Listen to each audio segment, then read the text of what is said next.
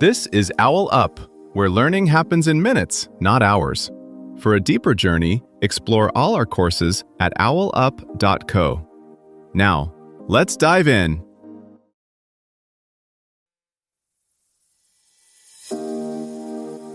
Welcome to Chapter 1 of Whispers from Ancient Rome, Untold Stories of the Empire.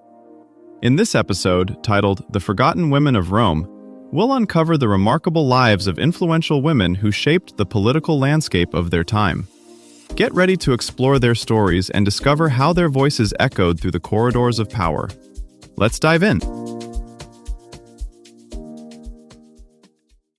A Roman coin flips in a crowded market. On one side, a general. On the other, a woman's face. Not a goddess, a real woman, Fulvia, wielding power in a world that claimed she had none. In this episode, we'll follow the women history tried very hard to write in small print. Roman streets didn't just echo with marching boots and senatorial debates. They hummed with women's deals, prayers, and whispered negotiations. Step away from the grand marble forums and you'd find a baker's shop where the owner's name, scratched into a wall, belongs to a woman. Follow a worn alley and you might reach a modest bar, legally registered under a freedwoman who once poured drinks there as a slave. In quiet courtyards, widows signed contracts that kept entire estates afloat, while in temple precincts, priestesses guarded Rome's sacred fire with a discipline that could cost them their lives. If Rome's official story is a spotless marble statue, women's lives are the chisel marks, messy, layered, and essential to the final shape, even when later writers pretended they weren't there at all. Step closer to the evidence and the marble surface starts to crack. For centuries, nearly everything we knew about Rome's women came from senators, biographers, and moralists who rarely bothered to record what half the population actually did all day. Only when historians began treating tombstones, shop signs, wax tablets, and legal formulas like a massive, scattered archive did a different picture emerge. Names of lenders, midwives, tavern keepers, textile contractors, and estate litigants surfaced line by line, like code slowly compiling into an unexpected program. Women not as background figures, but as decision-makers.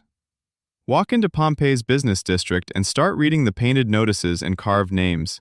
Roughly a third of the shop and workshop owners we can identify are women. Not silent partners, not helping out, owners.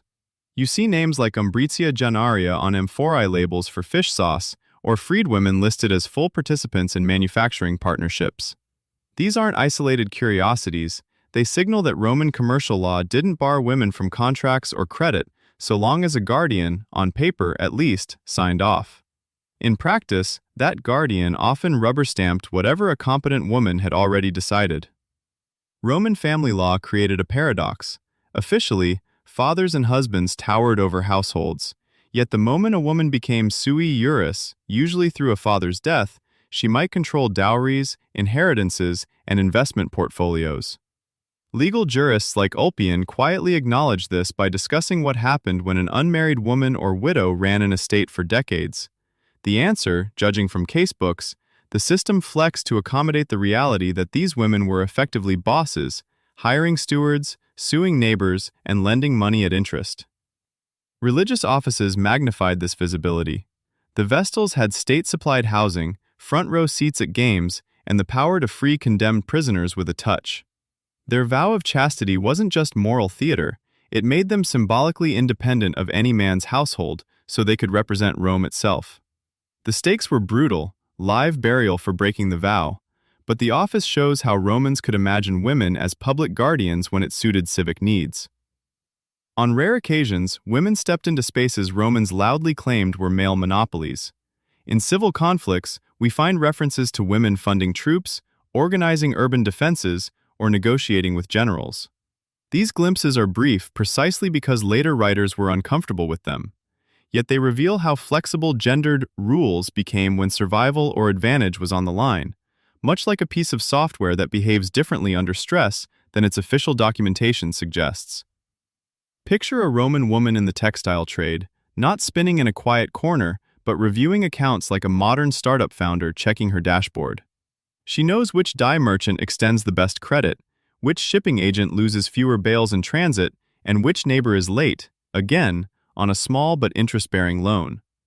Her name never makes it into a historian's grand narrative, yet her choices shape dozens of livelihoods along her street.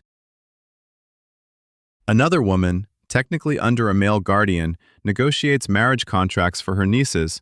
On wax tablets, the dowry figures look like simple numbers. In practice, they're levers. A slightly higher sum can secure a better political alliance. A clause about property return can protect a girl if the marriage collapses. Even at the city's edge, a healer scribbles recipes for birth control and fertility aids, trading knowledge with midwives. None of this enters official law codes, yet it quietly alters who survives, who inherits, and whose family line thrives in the next generation. Future work will not just add women in, but redraw Rome's map. As digitized texts and bioarchaeology stack up, patterns of female mobility, diet, and labor will surface like hidden streets in a city builder game. We may find migrant barmaids who became lenders, midwives who networked across ports, or textile workers moving cash through informal credit webs. Those models could nudge today's debates on care work, pay gaps, and who gets counted as an economic actor at all. These women rarely reached marble statues, but their traces keep surfacing: a graffitied nickname, a scratched price list, a recipe for face cream or tooth powder. Follow them, and Rome feels less like a parade of emperors, more like a crowded apartment block where cooks, moneylenders, and wet nurses all adjust the city's heartbeat. Your challenge this week: hunt for the smallest credit line on any project around you, a coder in the thanks section, a translator in 6-point font, a lab assistant on the final slide. Ask what the story would look like if they were centered, and what records future historians would need to recover their choices. This was OwlUp, your daily step forward.